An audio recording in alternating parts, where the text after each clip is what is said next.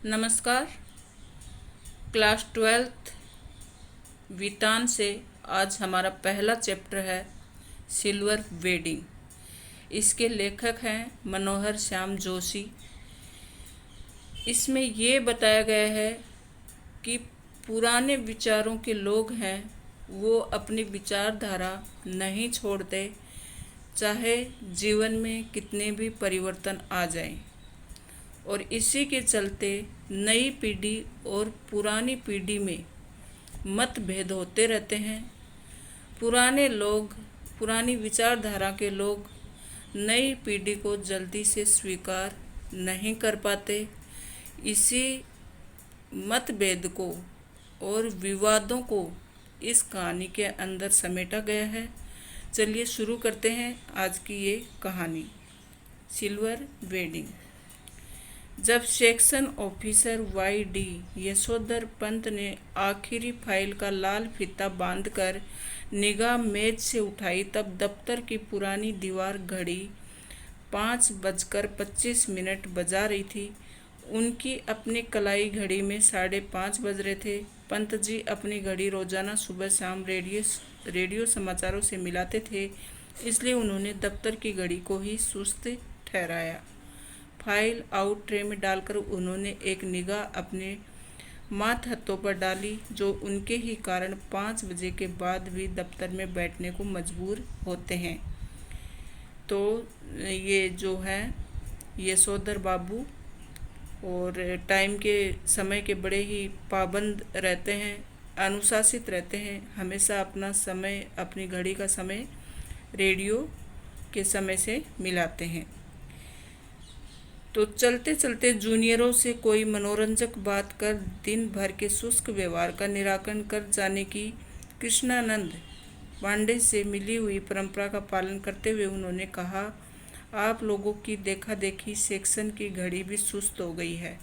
मतलब जो ऑफिस में काम करते रहते थे, दूसरे लोग दफ्तर में काम करते रहते थे, उनको वो सुस्त बताते हैं और खुद अपने आप को किशोर मतलब किशनदा, उनके बड़े भाई रहते हैं, उनके सारे के सारे जो आदर्श हैं वो अपनाते हैं।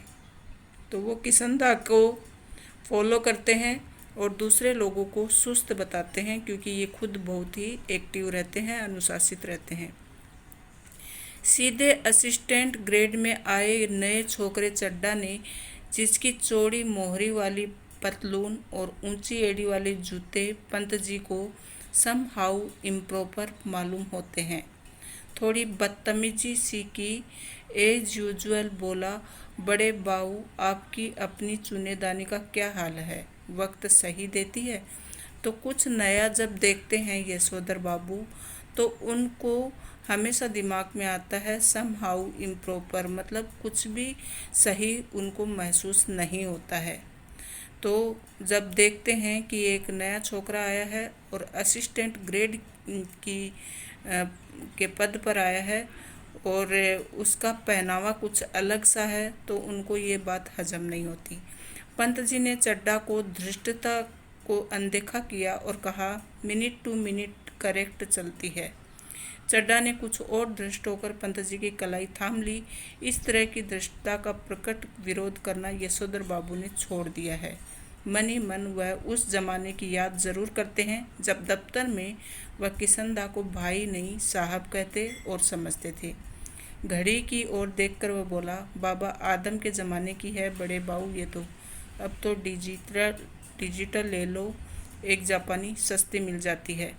तो जो यशोधर पंत जी हैं, उनको वो जो लड़का आता है नया, वो कहता है कि आपने जो घड़ी पहनी है वो आदम ज़माने की पहनी हुई है, नई घड़ी ले लो, सस्ती ही मिल जाएगी।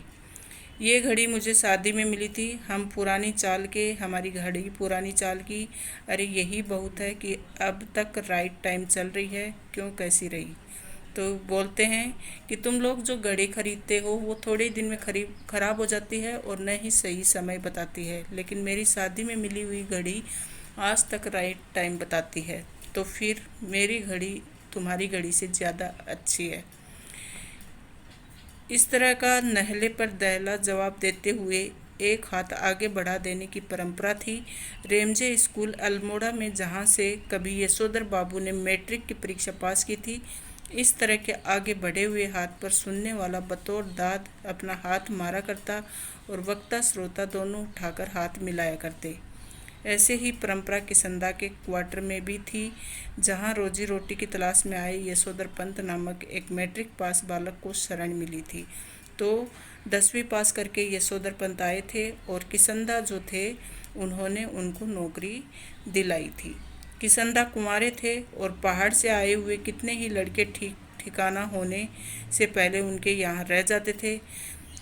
मैस जैसी थी, मिलकर लाओ पकाओ खाओ। यशोधर बाबू जिस समय दिल्ली आए थे उनकी उम्र सरकारी नौकरी के लिए कम थी। कोशिश करने पर भी बॉय सर्विस में वह नहीं लगाए जा सके। तब किसंदा ने उन्हें मैस का रसोइया बनाकर रख लिया। यही नहीं, उन्होंने यशोधर को 50 रुपये उधार भी दिए, वह अपने लिए कपड़े बनवा सके और गांव पैसा भेज सके। बाद में इन्हें किसंदा ने अपने ही नीचे नौकरी दिलवाई, दफ्तरी जीवन में मार्गदर्शन किया। तो इन्होंने पहले एक रसोइया बनाकर रखा यशोधर को, बाद में अपने ही नीचे के पद पर नौकरी दिलवाई और उसका मार्गदर्शन किया। तो इसके लिए अपना आदर्श जो है वो किसंदा को वो मानते हैं। चड्ढा ने जोर से कहा, बड़े बाबू आप किन ख्यालों में खो गए? मेनन पूछ रहा है कि आपकी शादी हुई कब थी? तो मतलब जो लड़का आया था असिस्टेंट ग्रेड के पद पर, उसने पूछा कि आपकी शादी कब हुई? तो यशोधर बाबू ने सक पकाकर अपना बढ़ा हुआ हाथ वापस खींचा और मेनन से मुखातिब होकर बोले, now let me see, I was married on 6 February 1947। तो बताते हैं कि 1947 में मेरी शादी हुई थी 6 फरवरी को। मेनन ने फ़ोन हिसाब लगाया और चेक कर बोला, many happy returns of day sir, आज तो आपका सिल्वर वेडिंग है, शादी को पूरा 25 साल हो गया है। तो मतलब 25 साल हो जाते हैं तो सिल्वर वेडिंग मनाते हैं। तो लड़के ने विश किया कि many happy returns of the day, आज तो आपका सिल्वर वेडिंग है, मतलब आपकी शादी की सालगिरह है, 25वीं सालगिरह। यशोधर जी खुश होते हुए झेंपे और झेंपते हुए खुश हुए, मतलब थोड़े शर्माए और शर्माते हुए खुश हुए। ये अदा उन्होंने किसंदा से सीखी थी। चड्ढा ने घंटी बजाकर चपरासी को बुलाया और कहा, सुन भाई भगवान दास, बड़े बाबू से बड़ा नोट ले और सारे सेक्शन के लिए चाय पानी का इंतज़ाम कर फटाफट। तो दफ्तरों में तो अक्सर ऐसा होता ही है। और 25वीं शादी की सालगिरह थी तो खुशी का माहौल था।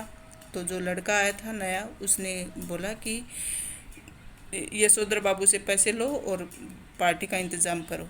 यशोधर जी बोले, अरे ये वेडिंग एनिवर्सरी वगैरह सब गोरे साहबों के चोचले हैं, हमारे यहाँ थोड़ी न मनाते हैं। तो ये पुराने विचारधारा के ठहरे, इनको ये सब पसंद नहीं था। तो इन्होंने कहा, ये सब हम लोग नहीं करते, ये सब तो अंग्रेज़ लोगों के चोचले हैं। चड्ढा बोला, मिक्सर मत पिलाइए गुरुदेव, चाय मट्ठी लड्डू बस इतना ही सौदा है, इनमें कौन आपकी बड़ी माया निकलने जानी है। तो बोले कि ज़्यादा खर्चा थोड़ी न करवा रहे हैं, बस चाय लड्डू इतना ही बहुत है।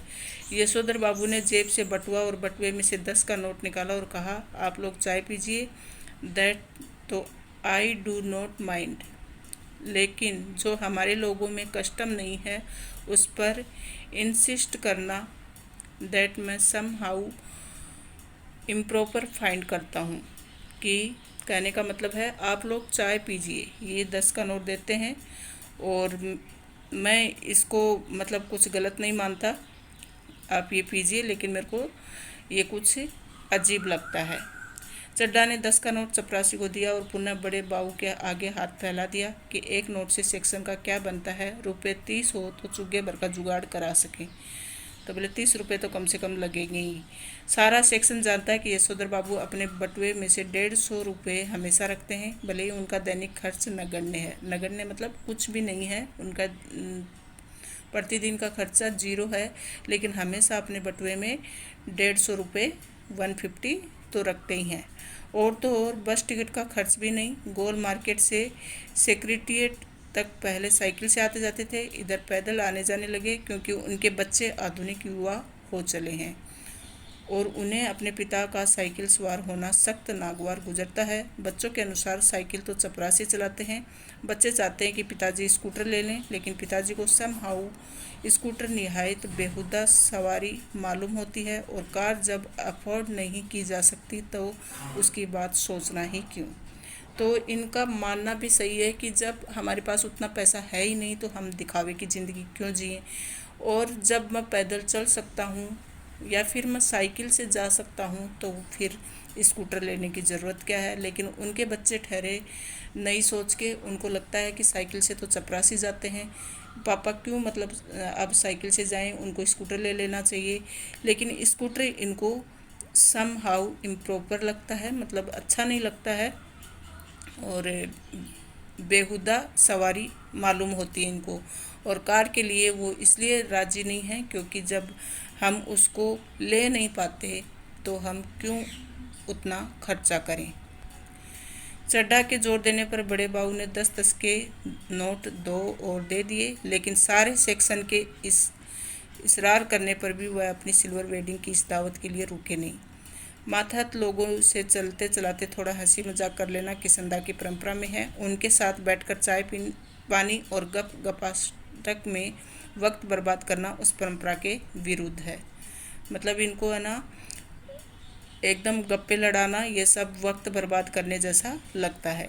इधर यशोधर बाबू ने दफ्तर में लौटते हुए रोज बिड़ला मंदिर जाने और उसके उद्यान में बैठकर कोई प्रवचन सुनने अथवा स्वयं ही प्रभु का ध्यान लगाने की नई रीत अपनाई है।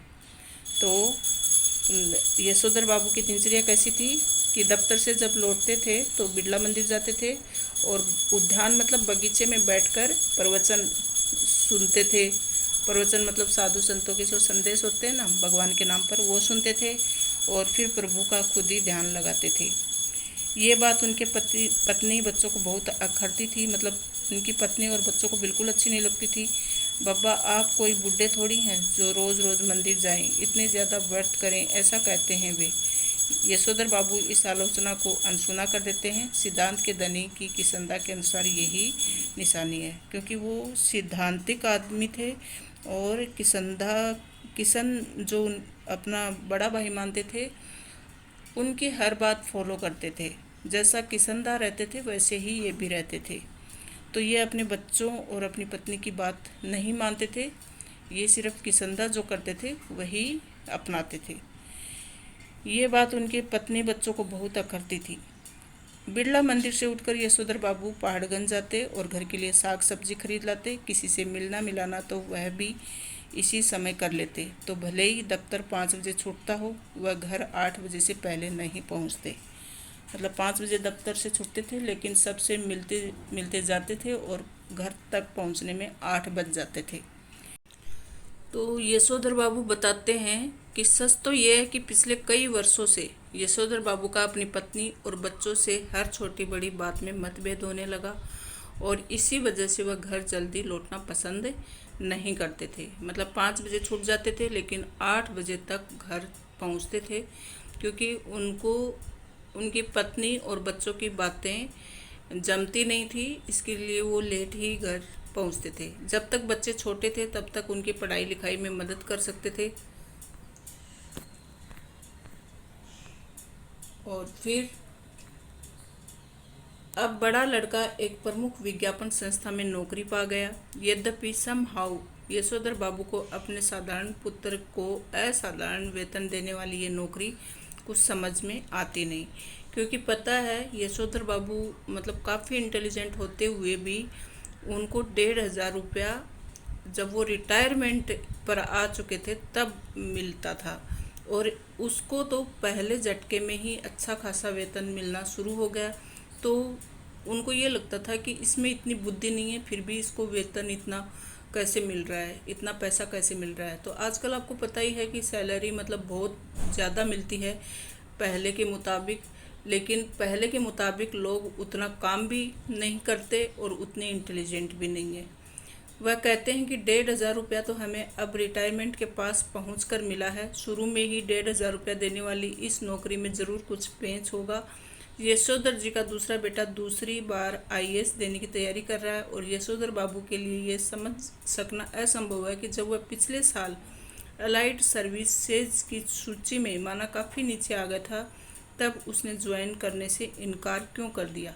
उसका तीसरा बेटा स्कॉलरशिप लेकर अमेरिका चला गया और उनकी एकमात्र बेटी न केवल तमाम प्रस्तावित वर अस्वीकार करती चली जा रही थी, बल्कि डॉक्टरी की उच्चतम शिक्षा के लिए स्वयं भी अमेरिका चले जाने की धमकी दे रही थी। तो इनके तीनों बच्चे ही असाधारण इनको प्रतीत होते हैं और इनको उनके विचार बिल्कुल भी जमते नहीं हैं। तो जो इनकी इकलौती बेटी है, 3 बेटे हैं और इकलौती बेटी है, वो मतलब कितने सारे लड़कों को नापसंद कर चुकी है। उसको कोई भी लड़का पसंद नहीं आता है।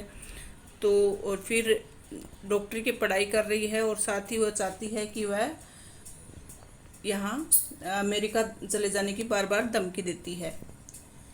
फिर आगे बताते हैं कि उनको ये सब है ना समहाउ इम्प्रॉपर लगता है।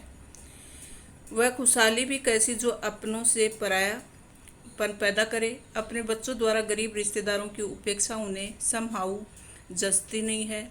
एनीवे जनरेशन में गैप तो होता ही है, सुना है, ऐसा कहकर स्वयं को दिलासा देता है पिता। तो फिर वो अपने आप को ही दिलासा देते हैं कि जनरेशन गैप है, इनकी सोच अलग है, मेरी सोच अलग है। मतलब इनके बच्चे ऐसे हैं कि रिश्तेदारी निभाना भी पसंद नहीं करते और दूसरे लोगों की बेइज्जती भी कर देते हैं, जो कि यशोधर बाबू को अच्छा नहीं लगता ये सब। यद्यपि यशोधर बाबू की पत्नी अपने मूल संस्कारों में किसी भी तरह आधुनिक नहीं है। यद्यपि बच्चों की तरफदारी करने की मात्र सुलभ मजबूरी ने उन्हें मोड़ बना डाला मतलब मॉडर्न ज़माने की बना दी है। कुछ ये भी है कि जिसमें उसकी शादी हुई थी, यशोधर बाबू के साथ गांव से आए ताऊ जी और उनके 2 विवाहित बेटे भी रहा करते थे। इस संयुक्त परिवार में पीछे बहुओं में गजब के तनाव थे, लेकिन ताऊ जी के डर से कोई कुछ कह नहीं पाता था। तो यशोधर बाबू की पत्नी को शिकायत है कि संयुक्त परिवार वाले उस दौर में पति ने हमारा पक्ष कभी नहीं लिया, बस जेठानियों की चलने दी। उनका ये भी कहना है कि मुझे आचार व्यवहार के ऐसे बंधनों में रखा गया मानो मैं जवान औरत नहीं बुढ़िया थी। तो मतलब ये शादी करके जब आई थी यशोधर बाबू की पत्नी, तो जॉइंट फैमिली थी और उसमें अपने मन का कुछ भी नहीं कर पाती थी।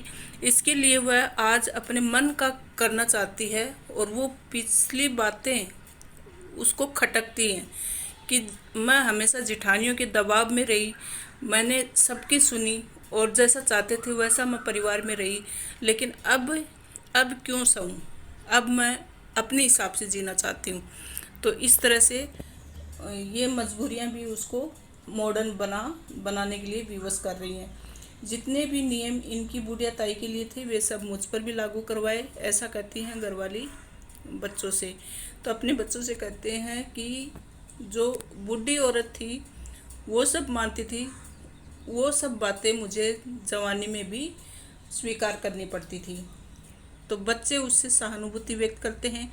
फिर भी यशोधर जी से उन्मुख होकर कहते हैं कि तुम्हारी ये बाबा आदम के ज़माने की बातें मेरे बच्चों को नहीं मानते तो इसमें उनका कोई कसूर नहीं है। मैं भी इन बातों को उसी हद तक मानूंगी जिस हद तक सुविधा हो मतलब जिस हद तक मुझे अच्छा लगेगा उस हद तक ही मैं उन सब बातों को मानूंगी, बाकी बातें मैं नहीं मानूंगी अब। और अपने बच्चों को वो बताती है तो बच्चे उसके ऊपर सहानुभूति प्रकट करते हैं। अब मेरे कहने से वह सब ढोंग ढकोसला हो नहीं सकता, साफ बात। तो इस तरह से वह कहती है कि अब जो मेरे बच्चे चाहेंगे मैं वैसे ही रहूँगी और आपकी बातें मैं नहीं मानने वाली।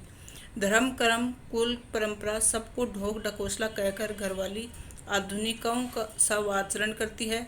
तो यशोधर बाबू सानेल बुढ़िया, चटाई का लहंगा, बूढ़ी मुँह मुआसे, लोग करे तमाशे कहकर उसके विद्रोह को मजाक में उड़ा देना चाहते हैं और अनदेखा कर देना चाहते हैं, लेकिन ये स्वीकार करने को बाध्य भी हो जाते हैं कि तमाशा स्वयं उनका बन रहा है। तो घर में 4 बच्चे और 1 पत्नी एक साइड, जबकि यशोधर बाबू एक साइड।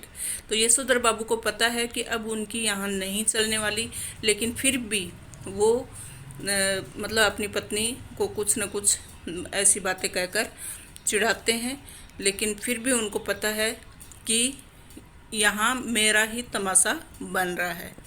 जिस जगह किसंदा का क्वार्टर था उसके सामने खड़े होकर एक गहरा निश्वास छोड़ते हुए यशोधर ने अपने से पूछा कि क्या ये बेटर नहीं रहता कि किसंदा की तरह घर गृहस्थी का बवाल ही नहीं पाला होता और लाइफ कम्युनिटी के लिए डेडिकेट कर दी होती।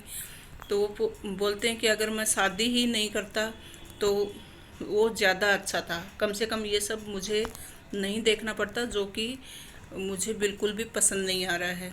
फिर उनका ध्यान इस ओर गया कि बालजती किसंदा का बुढ़ापा सुखी नहीं रहा। उसके तमाम साथियों ने हौज खास, ग्रीन पार्क, कैलाश, कहीं न कहीं ज़मीन ली, मकान बनवाया, लेकिन उसने कभी इस ओर ध्यान नहीं दिया। रिटायर होने के 6 महीने बाद जब उसे क्वार्टर खाली करना पड़ा तब हद हो गई। उसके द्वारा उपकृत इतने सारे लोगों में से एक ने भी अपने यहाँ रखने की पेशकश नहीं की।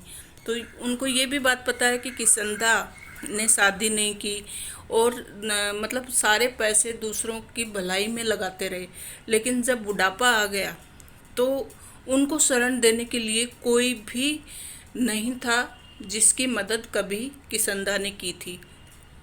तो ऐसा कोई भी व्यक्ति नहीं आया जो किसंदा को शरण दे सके, उसके बुढ़ापे में उसका साथ दे सके। स्वयं यशोधर बाबू उसके सामने ऐसा कोई प्रस्ताव नहीं रख पाए, क्योंकि उस समय उनकी शादी हो चुकी थी और उनके 2 कमरों के क्वार्टर में 3 परिवार रहा करते थे। किसंदा कुछ साल राजेंद्र नगर में किराए का क्वार्टर लेकर रहा, फिर अपने गांव लौट गया, जहां साल भर बाद उसकी मृत्यु हो गई। तो ये भी विवश थे। कौन? यशोधर बाबू। ये भी अपने किसंदा की मदद नहीं कर पाए थे, क्योंकि 3 फैमिली को ये रखते थे। इनकी खुद की शादी हो चुकी थी तो बेबस थे। और फिर जो है किसंदा गांव चले जाते हैं और 1 साल के बाद में इनकी मृत्यु हो जाती है। ज़्यादा पेंशन खा नहीं सका बेचारा।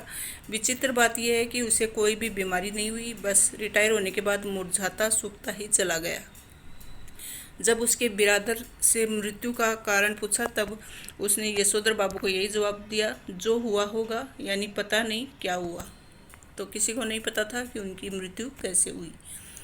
जिन लोगों के बाल बच्चे नहीं होते, घर परिवार नहीं होता, उनकी रिटायर होने के बाद जो हुआ होगा से भी मौत हो जाती है। ये जानते हैं यशोधर जी।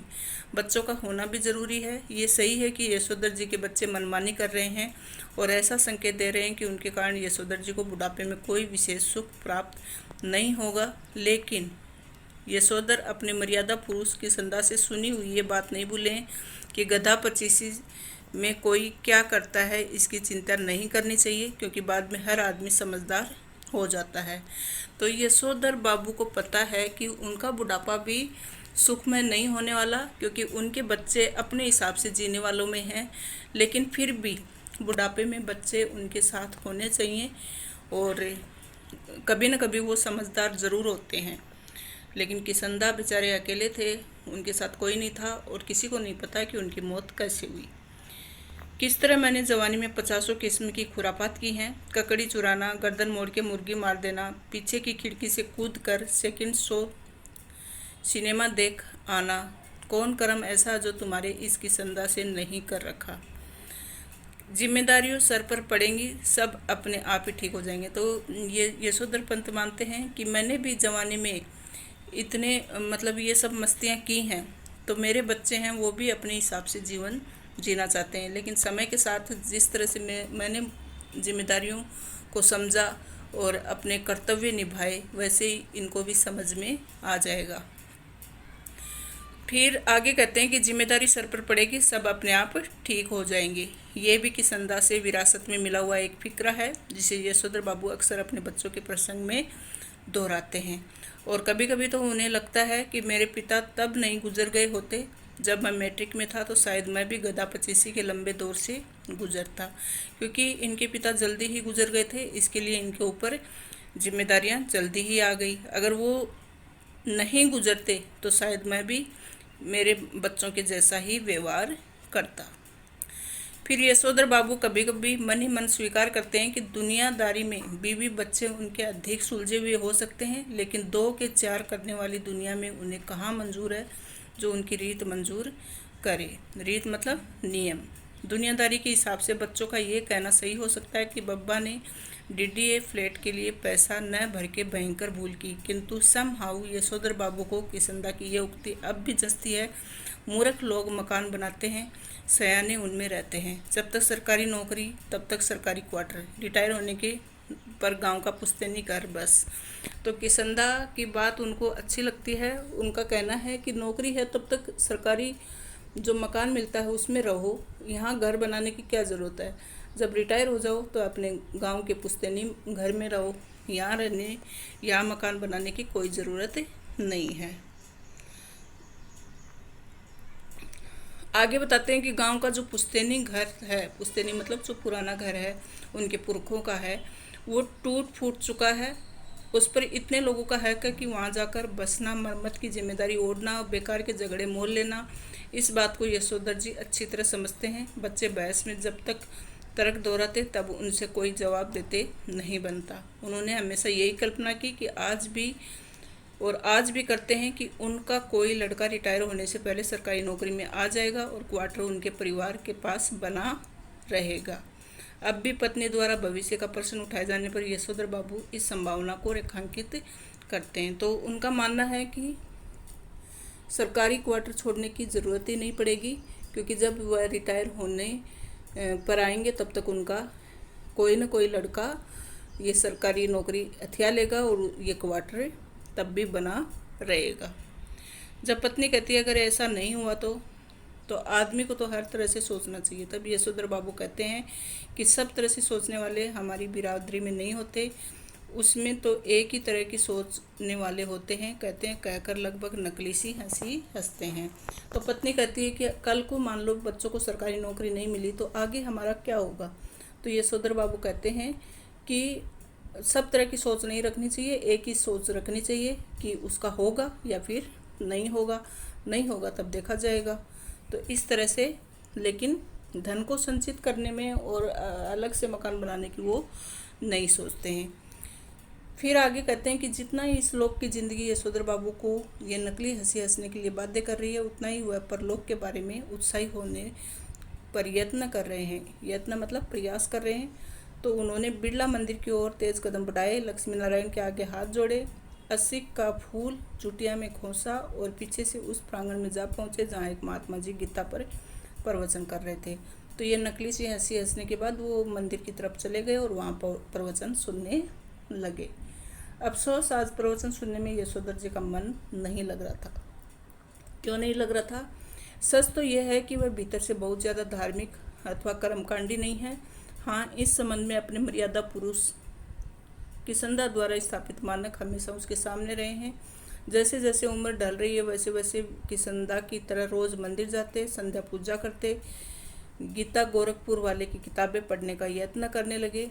अगर कभी उनका मन शिकायत करता कि इन सब में लग नहीं रहा है तो उनसे कहते कि भाई लगना चाहिए, अब तो माया मोह के साथ भगवत भजन को भी कुछ स्थान देना होगा कि नहीं। तो कभी कभी उनका मन नहीं लगता था, लेकिन किसंदा की बात याद आ जाती थी और फिर वो गोरखपुर गीता प्रेस की जो किताबें हैं वो पढ़ने लगते थे। तो नई पीढ़ी को देखकर राजपाट तुम लग जाओ, बाट वन प्रदेश की, जो करते हैं जैसा करते हैं करें, हमें तो अब इस वर्ल्ड की नहीं, उसकी इस लाइफ की नहीं, उसकी चिंता करनी है। वैसे अगर बच्चे सलाह मांगें, अनुभव का आदर करें तो अच्छा लगता है, अब नहीं मांगते तो नहीं मांगे। तो अपने आप को ही दिलासा दे रहे हैं कि अब इस संसार की चिंता नहीं करनी। बच्चे कुछ भी करें, अगर वो आपकी सलाह माने तो ठीक है, नहीं माने तो नहीं माने। अब तो हमें ये माया मोह का संसार छोड़ देना है। यशोधर बाबू ने फिर अपने को झिड़का कि ये भी क्या हुआ। मन को समझाने में फिर भटक गए। गीता महिमा सुने तो गीता महिमा सुनने लगे, मगर व्याख्या के जनार्दन शब्द को जो सुनाई पड़ा उन्हें अपने जीजा जनार्दन जोशी की याद आ गई। तो उनकी तबीयत खराब थी और यशोधर बाबू सोच रहे थे कि जीजाजी का हालचाल पूछने अहमदाबाद जाना होगा। ऐसा सोचते ही उन्हें ये ख्याल आया कि ये प्रस्ताव उनकी पत्नी और बच्चों को पसंद नहीं आएगा और सारा संयुक्त परिवार बिखर गया है। पत्नी और बच्चों की धारणा है कि इस बिखरे परिवार के प्रति यशोधर जी का एक तरफा लगाव आर्थिक दृष्टि से सर्वथा मूर्खतापूर्ण है। तो आर्थिक दृष्टि से थोड़ा मूर्खतापूर्ण क्यों कहा कि आप मतलब ये जिम्मेदारियां निभाना बंद करो, इसमें व्यर्थ के पैसे खर्च होंगे। आप जीजाजी को देखने जाओगे तो बच्चे और उनकी पत्नी नहीं चाहते थे कि कोई किसी भी तरह की रिश्तेदारी निभाने में पैसे खर्चे किए जाएं, लेकिन यशोधर जो थे वो खुशी गम के हर मौके पर रिश्तेदारों के यहाँ जाना पसंद करते थे। लेकिन बच्चे क्रुद्ध होते थे, क्रोधित होते थे। और उस दिन तो हद ही हो गई जब कमाऊ बेटे ने ये कह दिया कि आपको बुआ को भेजने के लिए पैसे मैं तो नहीं दूंगा। यशोधर बाबू को कहना पड़ा कि अभी तुम्हारे बब्बा की इतनी साख है कि 100 रुपये उधार ले सके। तो फिर अपने पिताजी को मना कर दिया पैसा देने के लिए। तो यशोधर बाबू ने कहा कि मैं उधार लेकर भी दूंगा, लेकिन अपनी बहन को ज़रूर दूंगा। तो यशोधर जी का नारा, हमारा तो सेब ही ऐसा देखा ठहरा, हमें तो यही परंपरा विरासत में मिली है। इस नारे से उनकी पत्नी बहुत चिढ़ती है। पत्नी का कहना है और सही कहना है कि यशोधर जी का स्वयं का देखा हुआ कुछ नहीं है। माँ के मर जाने के बाद छोटी सी उम्र में वह गांव छोड़कर अपनी विधवा बुआ के पास अल्मोड़ा आ गए। बुआ का ऐसा लंबा चौड़ा परिवार तो था ही नहीं जहाँ यशोधर जी कुछ देखते और परंपरा के रंग में रंगते। मैट्रिक पास करते हुए दिल्ली आ गए। यहाँ कुंवारे कृष्णानंद जी के पास रहे। कुंवारे की गिरफ्ती में देखने को होता ही क्या है। पत्नी आग्रहपूर्वक कहती है कि कुछ नहीं, तुम उन किसंदा के मुंह से सुनी सुनाई बातों को अपनी आंखों में देखी यादें बना डालते हो। तो इस तरह कहते हैं कि तुमने देखा ही क्या है, तुम तो कभी शादीशुदा लोगों के साथ रहे ही नहीं जो तुम्हें पता चले कि जिम्मेदारियां क्या होती हैं। तो इस तरह से किसंदा के पास रहे हो और किसंदा से तुम क्या सीखोगे। पत्नी का कहना है कि किसंदा तो थे ही जन्म के बूढ़े, तुम्हें क्या सुर लगा के जो उनका बुढ़ापा खुद ओढ़ने लगे हो।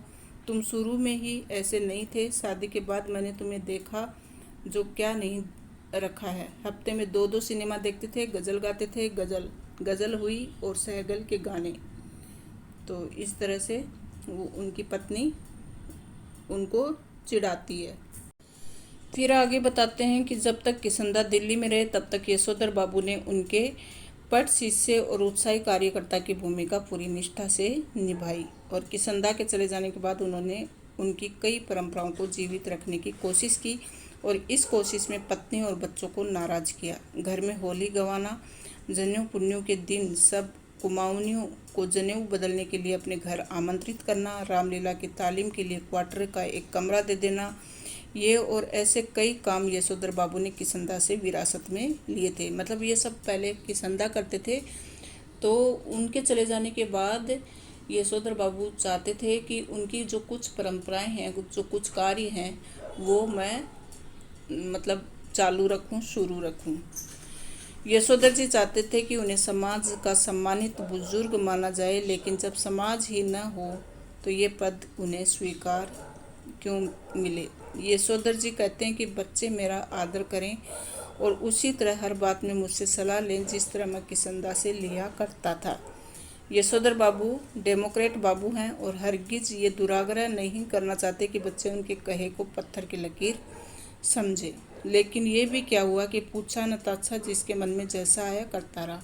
तो यशोधर बाबू मानते हैं कि मैं कोई ऐसा तानाशाह नहीं हूँ कि मैं जो कहूँगा वही पत्थर की लकीर है, लेकिन ऐसा भी नहीं होना चाहिए कि वो पूछते ही नहीं और अपने मन में जो आए वो करते चले जाते हैं। तो ऐसा बिल्कुल नहीं होना चाहिए। और ये बात कहीं ना कहीं सही भी है कि ऐसा बिल्कुल नहीं होना चाहिए। अपने बड़ों का आदर करना चाहिए और उनकी कुछ बातें जो अच्छी हैं उनको ज़रूर स्वीकार करना चाहिए। आगे बताते हैं कि प्रवचन सुनने के बाद यशोधर बाबू सब्जी मंडी गए। यशोधर बाबू को अच्छा लगता अगर उनके बड़े बेटे होने पर अपनी तारीफ में ये प्रस्ताव करते कि दूध लाना, राशन लाना, CGHS डिस्पेंसरी से दवा लाना, सदर बाज़ार जाकर दालें लाना, पाड़गंज से सब्जी लाना, डिपो से कोयला लाना, ये सब काम आप छोड़ दें। मतलब वो चाहते थे कि उनका बड़ा बेटा अब मुझे ये बोले कि अब आप रहने दीजिए, ये सब हम क्या करेंगे। एक आध बार बेटों से खुद उन्होंने कहा कि वे एक दूसरे से कहने लगे कि तू किया कर, तू क्यों नहीं करता। तो एक दूसरे पर ही चढ़ने लग गए जब बच्चों से ये सब काम करने को कहा। तो इतना कोहराम मचा, लड़कों ने एक दूसरे को इतना ज़्यादा बुरा भला कहा कि यशोधर बाबू ने इस विषय को उठाना ही बंद कर दिया। कौन सा विषय? कि ये सब काम आप लोग क्या करो। जब ये कहा तो आपस में ही कहासुनी हो गई और बच्चे आपस में ही झगड़ने लगे। तो फिर इन्होंने ये विषय फिर से नहीं उठाया कि इनको कोई काम मैं बोलूं। यशोधर बाबू ने इस विषय को उठाना ही बंद कर दिया। जब से बेटा विज्ञापन कंपनी में बड़ी नौकरी पर गया, तब से बच्चों का इस प्रसंग में एक ही वक्तव्य है, बाबा हमारी समझ में नहीं आता कि इन कामों के लिए आप एक नौकर क्यों नहीं रख लेते, ईजा को भी आराम हो जाएगा। कमाऊ बेटा नमक छिड़कते हुए ये कहता है कि नौकर की तनख्वाह मैं दे दूंगा। यशोधर बाबू को यही सम हाउ इम्प्रॉपर मालूम होता है। उनका बेटा अपना वेतन उनके हाथ में नहीं रखे। ये सही है कि वेतन स्वयं बेटे अपने हाथ में नहीं आता, अकाउंट ट्रांसफ़र द्वारा बैंक में जाता है। लेकिन क्या बेटा बाप के साथ ज्वाइंट अकाउंट नहीं खोल सकता था? झूठे मुंह से ही सही एक बार कहता कि 30 पर बेटे का अपने वेतन को अपना समझाते हुए बार बार कहना, ये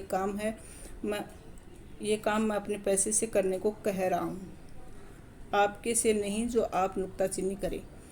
तो मतलब झूठे मुंह ही एक बार कह दे कि ये मेरी कमाई है, लेकिन बेटे उनका कोई भी बेटा उनको न अपनी कमाई बताता है और न वो क्या कर रहे हैं इस बारे में अपने पिताजी से किसी प्रकार का विचार विमर्श करते हैं। तो ये सब बातें इनको इम्प्रॉपर लगती हैं। किसको? यशोधर बाबू को। तो फिर आगे है, अपना वेतन अपने ढंग से इस घर पर खर्च कर रहा है। कभी कारपेट बिछवा रहा है, कभी पर्दे लगवा रहा है, कभी सोफ़ा आ रहा है, कभी डनल वाला डबल बेड और श्रृंगार मेज, कभी टीवी, कभी फ्रिज। क्या हुआ ये? और ऐसा भी नहीं है कहता कि लीजिए पिताजी मैं आपके लिए टीवी ले आया। कहता यही है कि मेरा टीवी है, समझे, इसे कोई न छुआ करे। क्वार्टरी उसका हो गया, ये अच्छी रही। अब इनका एक नौकर भी रखो घर में, इनका नौकर होगा तो इनके लिए ही होगा, हमारे लिए तो क्या होगा, ऐसा समझाते हैं यशोधर बाबू घरवाली को।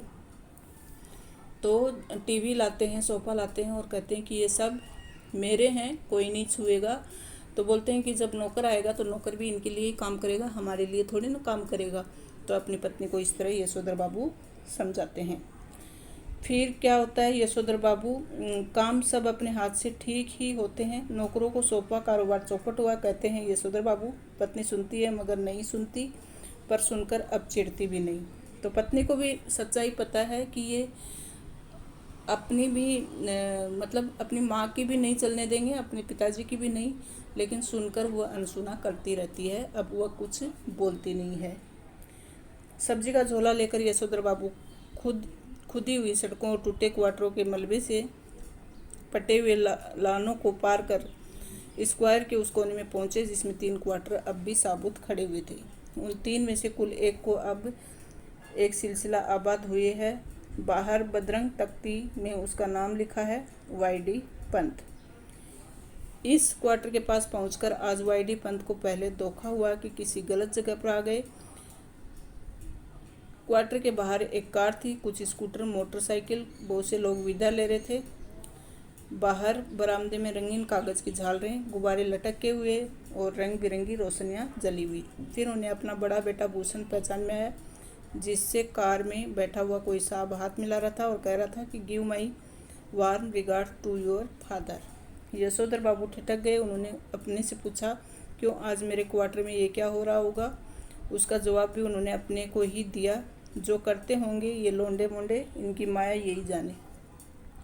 तो सोचा कि आज मतलब उनका बेटा, उन्होंने एक क्वार्टर ले रखा था और उस क्वार्टर के सामने एक बाबू जो कार में बैठा हुआ था और उनका बेटा उनसे हाथ मिला रहा था। तो सोच रहा था कि ये सब क्या हो रहा है मेरे क्वार्टर के आगे। फिर खुद ही बोले कि पता नहीं क्या करते होंगे, इनकी माया यही जाने। अब यशोधर बाबू का ध्यान इस ओर गया और इनकी पत्नी और उनकी बेटी भी कुछ मेम साहबों को विदा करते हुए बरामदे में खड़ी हैं। लड़की जीन और वगैरह बाँ का टॉप पहने हैं। यशोधर बाबू उनसे कई मर्तबा कह चुके हैं कि तुम्हारी ये पतलून सेंडो बनने वाली ड्रेस मुझे तो सम हाउ इम्प्रॉपर मालूम होती है, लेकिन ये भी ज़िद्दी ऐसी है कि इसे ही पहनती है। तो लड़की ने कुछ बेतरतीब कपड़े पहने हुए हैं, ऊंची सैंडल पहनी हुई है, जो कि इनको बिल्कुल पसंद नहीं है यशोधर बाबू को। लेकिन वो मानती नहीं है, वो वही पहनती है और पत्नी भी उसकी तरफदारी करती है। वह सिर पर पल्लू वल्लू मैंने कर लिया, बहुत तुम्हारे कहने पर समझे, मेरी बेटी वही करेगी जो दुनिया कर रही है। पुत्री का पक्ष लेती है और यशोधर बाबू को ये सब समहाउ इम्प्रॉपर मालूम होता है। तो आधुनिक किस्म के अजनबी लोगों की भीड़ देखकर यशोधर बाबू अंधेरे में डूबके रहे। उनके बच्चों को इसलिए शिकायत है कि बब्बा तो LDC टाइप से ही मिक्स करते हैं। जब कार वाले लोग चले गए तब यशोधर बाबू ने अपने क्वार्टर में कदम रखने का साहस जुटाया। भीतर अब भी पार्टी चल रही थी। उनके पुत्र पुत्रियों के कई मित्र, उनके रिश्तेदार जमे हुए थे। तो उनके क्वार्टर में उनके बच्चे पार्टी कर रहे थे और उनके दोस्त और मित्र कुछ वहाँ इकट्ठे हुए थे। उनके बड़े बेटे ने झिड़की सी सुनाई, बब्बा आप भी हद करते हैं, सिल्वर वेडिंग के दिन 8:30 बजे घर पहुँचे हैं, अभी तक मेरे बॉस आपकी राह देख रहे हैं। तो यशोधर बाबू को तो किसी ने पूछा ही नहीं कि उनकी पार्टी, उनकी वेडिंग एनिवर्सरी इस तरह से मनाई जाएगी, जबकि बच्चों ने खुद से ही सारा प्लान कर लिया दिखावा करने के लिए।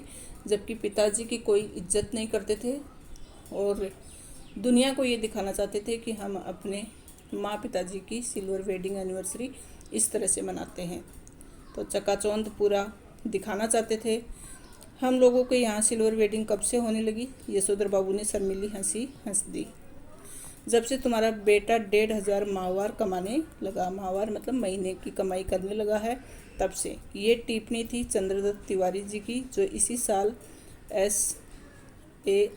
SAS पास हुआ है और दूर के रिश्ते से यशोधर बाबू का भांजा लगता है। यशोधर बाबू को अपने बेटों से तमाम तरह की शिकायतें हैं, लेकिन कुल मिलाकर उन्हें यह अच्छा लगता है कि लोग बाग उन्हें ईर्ष्या का पात्र समझते हैं, भले ही उन भूषण का गैर सरकारी नौकरी करना समझ में ना आता हो।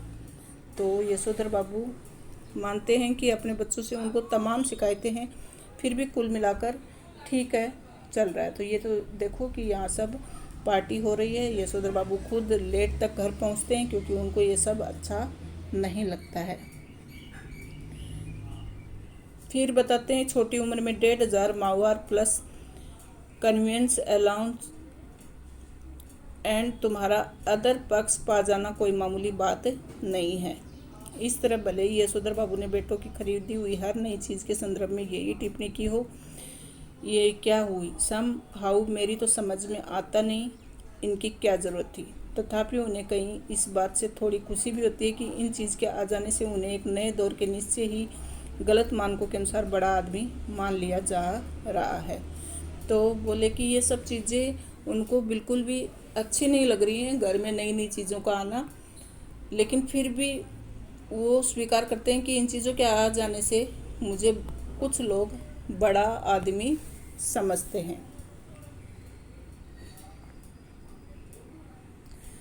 फिर आगे बताते हैं कि अपनी सिल्वर वेडिंग का भव्य पार्टी भी यशोधर बाबू को समहाउ इम्प्रॉपर ही लगी। तथापि इस बात से संतोष हुआ कि जिस अनाथ यशोधर के जन्मदिन पर कभी लड्डू नहीं आए, जिसने अपना विवाह भी कोऑपरेटिव से 2-4 हज़ार कर्जा निकाल कर किया और बगैर किसी खास धूमधाम के, उनकी विवाह की 25वीं वर्षगांठ पर केक, 4 तरह की मिठाई, 4 तरह की नमकीन, फल, कोल्ड ड्रिंक्स, चाय, ये सब कुछ मौजूद है। तो उनको इस बात का संतोष होता है कि शादी भी बहुत ही सीधे तरीके से की गई, कभी जन्मदिन मनाया ही नहीं। तो आज कम से कम 25वीं शादी की जो सालगिरह है उस पर इतना सब हो रहा है। गिरीश बोला, मुझे आज सुबह बैठे बैठे याद आया कि आपकी शादी 6 फरवरी सन 47 को हुई थी और इस हिसाब से आज उसे 25 साल पूरे हो गए। मैंने आपके दफ्तर फ़ोन किया, लेकिन शायद आपका फ़ोन ख़राब था। तब मैंने भूषण को फ़ोन किया। भूषण ने कहा शाम को आ जाइए, पार्टी करते हैं। मैं अपने बॉस को भी बुला लूँगा इसी बहाने। तो गिरीश जो है वो यशोधर बाबू की पत्नी का चचेरा भाई है और बड़ी कंपनी में मैनेजर है और इनकी सहायता से यशोधर बाबू के बेटे को अपना ये संपन्नशाला समहाउ भयंकर ओछाट यानी ओछेपन का धनी मालूम होता है। उन्हें लगता है कि इसी ने भूषण को बिगाड़ दिया है। कभी कहते हैं ऐसा तो पत्नी बरस पड़ती ज़िंदगी बना दी तुम्हारे 2nd क्लास BA बेटे की, कहते हो बिगाड़ दिया। तो पत्नी कहती है कि आपको लगता है कि मेरे भाई ने आपके बेटे को बिगाड़ दिया, जबकि आपके बेटे की ज़िंदगी बना दी है। लेकिन यशोधर बाबू को ना तो उनकी मतलब कमाई जो जॉब है वो पसंद है और ना ही उनका व्यवहार पसंद है। भूषण ने अपने मित्रों, सहयोगियों और यशोधर बाबू से परिचय करा दिया। उनकी many happy returns of the day का थैंक यू कहकर जवाब देते हुए जिन लोगों का नाम पहले बता दिया उनकी ओर YD Pant home ministry Bhushan father कहकर स्वयं हाथ बढ़ाते हुए यशोधर बाबू ने हरचंद ये जताने की कोशिश की भले ही वह संस्कारी कुमाऊनी है तथापि विलायती रीति रिवाज में भी भली भांति परिचित है। किसंदा कहा करते थे कि आना सब कुछ चाहिए, सीखना हर एक की बात ठहरी लेकिन अपनी छोड़नी नहीं चाहिए। तो किसंदा कहते थे कि सब कुछ सीखना चाहिए समय के अनुसार लेकिन अपने रीति रिवाजों को नहीं छोड़ना चाहिए। तो मेहमान आते हैं उनके हिसाब से ये उनके साथ पेश आते हैं, उनसे बातचीत करते हैं और बोलते हैं टाई सूट पहनना आना चाहिए लेकिन धोती कुर्ता अपनी पोशाक है ये नहीं भूलना चाहिए। अब बच्चों ने एक और विलायती परंपरा के लिए आग्रह किया। यशोधर बाबू अपनी पत्नी के साथ केक काटें। घरवाली पहले थोड़ा शर्माई लेकिन जब बेटी ने हाथ खींचा तब उसे केक के पीछे जा खड़ी होने में कोई हिचक नहीं हुई। यशोधर बाबू को केक काटना बचकानी बात मालूम हुई। बचकानी मतलब एकदम छोटी हरकत। बेटी उन्हें लगभग खींच कर ले आई। यशोधर बाबू ने कहा somehow I don't like all this. तो बोला कि मुझे ये सब पसंद नहीं है लेकिन एनीवे उन्होंने केक काट ही लिया। फिर गिरीश जो कि उनकी पत्नी का चचेरा भाई था उनकी ये अनमनी किंतु संतुष्ट छवि कैमरे में कैद कर ली। अब पति पत्नी से कहा गया कि केक मुंह मीठा करे एक दूसरे का। पत्नी ने खा लिया मगर यशोधर बाबू ने इनकार कर दिया। उनका कहना था कि मैं केक खाता नहीं, इसमें अंडा होता है। उन्हें याद दिलाया कि अभी कुछ वर्षों पहले तक आप मांसाहारी थे, एक टुकड़ा केक खा लेने में क्या हो जाएगा। तो इस तरह से पत्नी और उसको अपने पति को विवश करती है कि पहले तो आप मांसाहारी थे तो एक टुकड़ा केक खा लेंगे तो क्या हो जाएगा। फिर भूषण भी उनके मुंह में लड्डू ठूस देते हैं। उनका कहना था कि मैंने अब तक संध्या नहीं की है मतलब पूजा नहीं की है। इस पर भूषण ने झुंझलाकर कहा तो बब्बा पहले जाकर संध्या कीजिए, आपकी वजह से हम लोग कब तक रुके रहेंगे। नहीं आप सब लोग खाइए। यशोधर बाबू ने अपने बच्चों के दोस्तों से कहा please go ahead, no formality. तो बोले कि मेरे लिए मत रुकिए, सब लोग एंजॉय कीजिए। यशोधर बाबू ने आज पूजा में कुछ ज़्यादा ही देर लगाई, इतनी देर कि ज़्यादातर मेहमान उठकर चले जाएं क्योंकि उनको मेहमानों के बीच में खड़े रहना और फॉर्मेलिटी निभाना बिल्कुल अच्छा नहीं लग रहा था। तो वो पूजा में बैठे तो ऐसे बैठे कि कई देर तक उठे ही नहीं। उनको लग रहा था कि ये सब चले जाएंगे उसके बाद ही मैं बाहर निकलूँगा। उनकी पत्नी उनके बच्चे बारी बारी से आकर झांकते रहे और कहते रहे जल्दी कीजिए मेहमान लोग जा रहे हैं। तो शाम की 15 मिनट की पूजा को लगभग 25 मिनट तक खींच लेने के बाद जब बैठक में मेहमानों की आवाज़ें आती सुनाई दी तब यशोधर बाबू पद्मासन साध कर ध्यान लगाने बैठ गए और ये चाहते थे कि उन्हें प्रकाश का एक नीला बिंदु दिखाई दे मगर उन्हें किसंदा दिखाई दे रहे थे। तो किसंदा उनको मनी मन उनके मस्तिष्क में छाए हुए थे और यशोधर बाबू किसंदा से पूछ रहे थे जो हुआ होगा से आप कैसे मर गए। किसंदा कह रहे थे कि भाई सभी जन इसी जो हुआ होगा से मरते हैं, गृहस्थ हो, ब्रह्मचारी हो, अमीर हो, गरीब हो, मरते जो हुआ होगा से ही हैं। मतलब इसका मतलब ये है कि कुछ बातें ऐसी होती हैं कि इंसान को मजबूरन स्वीकार करनी पड़ती हैं लेकिन वो स्वीकार नहीं कर पाता है और इसी घुटन में वह मर जाता है, वह पल पल मरता रहता है। तो वो किसंदा को कहते हैं कि आप कैसे मर गए। तो बोले कि सब ऐसे ही मरते हैं जैसे कि जो हुआ होगा से मैं मरा हूँ। हाँ शुरू में और आखिर में सब अकेले ही होते हैं, अपना कोई नहीं ठहरा दुनिया में, बस अपना नियम अपना हुआ। यशोधर बाबू ने पाजामा कुर्ता पर ऊनी ड्रेसिंग गाउन पहने, सिर पर गोल विलायती टोपी, पाँव में देसी खड़ाऊ, हाथ में डंडा। इस किसंदा ने अकेलेपन के विषय में बहस करनी चाहिए, उसका विरोध करने के लिए नहीं बल्कि बात कुछ और अच्छी तरह समझाने के लिए।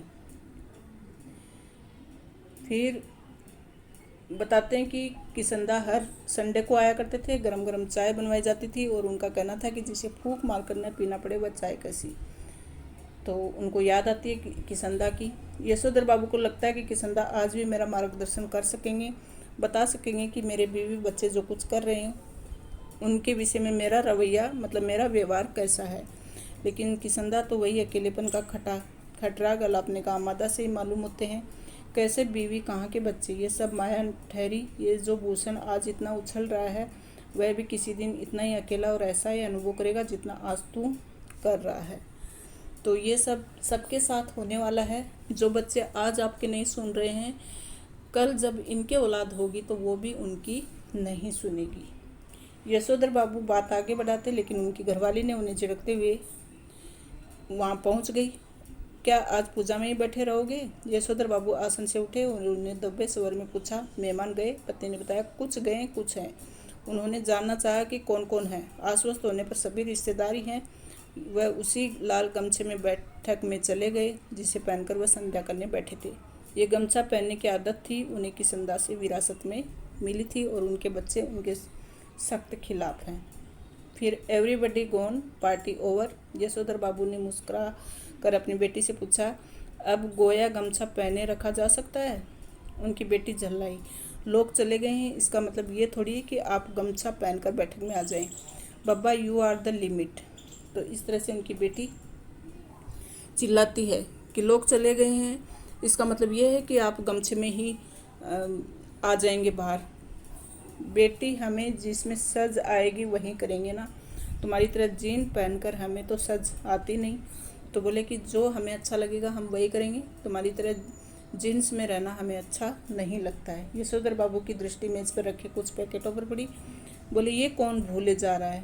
तो भूषण बोला, आपके लिए प्रेजेंट है, खोलिए ना।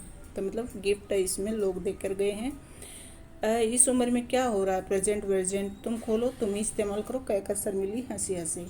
भूषण सबसे बड़ा पैकेट उठाकर इसे खोलते हुए बोला, इसे तो ले लीजिए, ये मैं आपके लिए लाया हूँ। ऊनी ड्रेसिंग गाउन है। आप सवेरे जब दूध लेने जाते हैं बब्बा, फटा फ्लोवर पहन के चले जाते हैं जो बहुत ही बुरा लगता है, आप इसे पहन के जाया कीजिए। बेटी पिता का पजामा कुर्ता उठा लाई, इसे पहनकर गाउन पहने। थोड़ा सा ना नोच करने के बाद यशोधर ने इस आग्रह की रक्षा की। गाउन का शेष कसते हुए उन्होंने कहा, अच्छा तो ये ठहरा ड्रेसिंग गाउन, उन्होंने कहा और उनकी आंखों की कोर में जरा सी नमी चमक गई। ये कहना मुश्किल है कि इस घड़ी में उन्हें ये बात चुभ गई कि उनका जो बेटा ये कह रहा है कि आप सवेरे ड्रेसिंग गाउन पहनकर दूध लाने जाया करें, वह ये नहीं कह रहा कि दूध मैं ला दिया करूँगा। इस गाउन को पहनकर उनके अंगों में वह किसंदा उतर आया जिसकी मौत जो हुआ होगा से हुई। तो वो इस बात से बिल्कुल खुश नहीं थे कि उसके बेटे ने उसके लिए गाउन ला कर दी। वो इस बात से नाराज़ थे कि उनके बेटे ने काश एक बार ये कह दिया होता कि आप दूध लाने जाते हैं, मैं ही दूध ले आया करूँगा। Silver wedding. आज हम इस महत्वपूर्ण पाठ के सभी प्रश्न उत्तरों पर चर्चा करने वाले हैं जो कि परीक्षा की दृष्टि से बहुत ही महत्वपूर्ण है। बच्चों, परीक्षा नज़दीक आ रही है, इसके लिए आपको परीक्षा से संबंधित जो भी वीडियो आपको उपलब्ध करवाए जा रहे हैं उनको बहुत ही लगन और धैर्य के साथ समय निकालकर आपको अच्छे से सुनना है। साथ ही जो पीडीएफ आपको मिल रही है उस पीडीएफ को बार बार पढ़ते रहना है। एक बार वीडियो सुनने के बाद पीडीएफ पढ़ना आपके लिए बहुत आसान रहेगी। इसके लिए सभी महत्वपूर्ण प्रश्नों को ध्यानपूर्वक आपको सुनना है। आज हम इस चैप्टर के जितने भी एग्जाम में आए हुए प्रश्न हैं उन सबको देखेंगे, साथ ही दूसरे महत्वपूर्ण प्रश्नों पर भी चर्चा करेंगे। इसके कारण आपका ये चैप्टर बहुत ही अच्छे से हो पाएगा। बच्चों, इस चैप्टर से हर बार प्रश्न आते हैं। चलिए शुरू करते हैं। पहला प्रश्न, यशोधर बाबू की पत्नी समय के साथ ढल सकने में सफल होती है लेकिन यशोधर बाबू असफल रहते हैं, ऐसा क्यों? चर्चा कीजिए। तो देखिए ये कितनी बार आया हुआ है प्रश्न। 2008 में आया, 10 में आया, 16 में आया। तो पूछना क्या चाहता है कि यशोधर बाबू की जो पत्नी है वो तो समय के साथ चेंज हो जाती है, लेकिन जो यशोधर बाबू हैं वो पुराने ख्यालों के रहते हैं और समय के साथ चेंज नहीं होते, वो अपने पुराने विचार ही दिमाग में रखते हैं। तो ऐसा क्यों है? उत्तर है, यशोधर बाबू बचपन से ही जिम्मेदारियों के बोझ से लद गए थे। बचपन में ही उनके माता पिता का देहांत हो गया था। उनका पालन पोषण उनकी विधवा बुआ ने किया। मैट्रिक होने के बाद वे दिल्ली आ गए।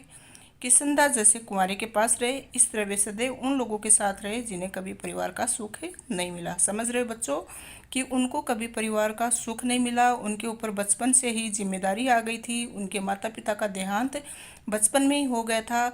इसके लिए वो जिम्मेदारियों के तले दब गए थे और इस वजह से वो हमेशा उन परंपराओं में ही रहे और उन परंपराओं को आज तक वो छोड़ नहीं सके और वे हमेशा पुराने ख्यालों के लोगों के साथ रहे, उनके बीच पले बढ़े, तो इसलिए उन परंपराओं को नहीं छोड़ सकते थे।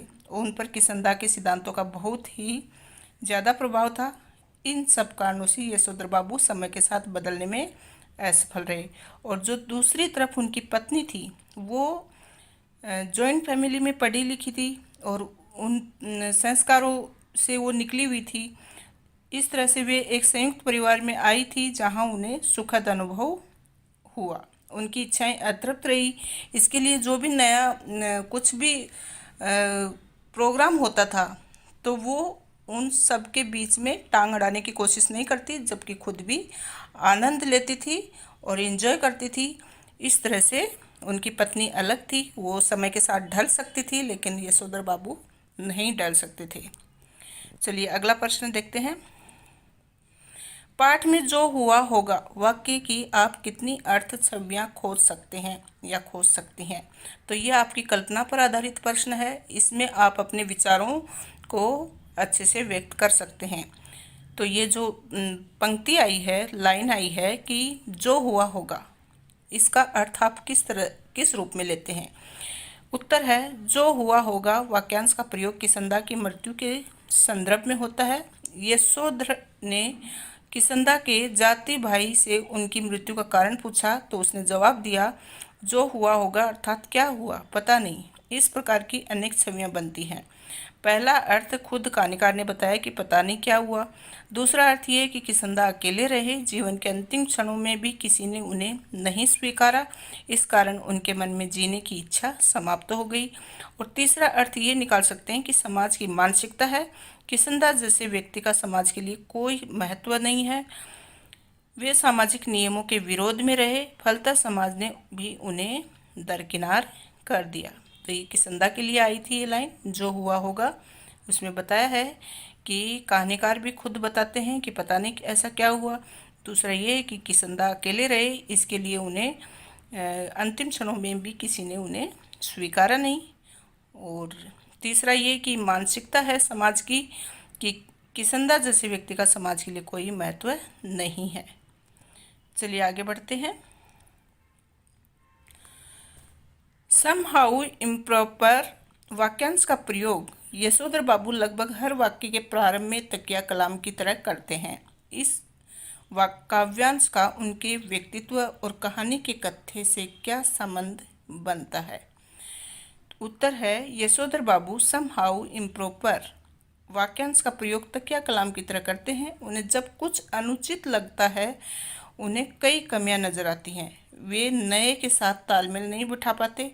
ये वाक्यांश उनके असंतुलन एवं व्यक्तित्व के ऊपर प्रश्न करता है। पाठ में समहाउ इम्प्रॉपर वाक्यांश का प्रयोग हुआ है तो कब कब हुआ? दफ्तर में सिल्वर वेडिंग पर, स्कूटी की सवारी पर, साधारण पुत्र को असाधारण वेतन मिलने पर, अपने से परायपन का व्यवहार मिलने पर, डीडीए फ्लैट का पैसा न भरने पर, पुत्र द्वारा वेतन पिता को न दिए जाने पर, खुशहाली में रिश्तेदारों की उपेक्षा करने पर। तो ये सारी चीज़ें उनको इम्प्रॉपर लगती हैं, इसके लिए वो बार बार ये शब्द बोलते हैं समहाउ इम्प्रॉपर।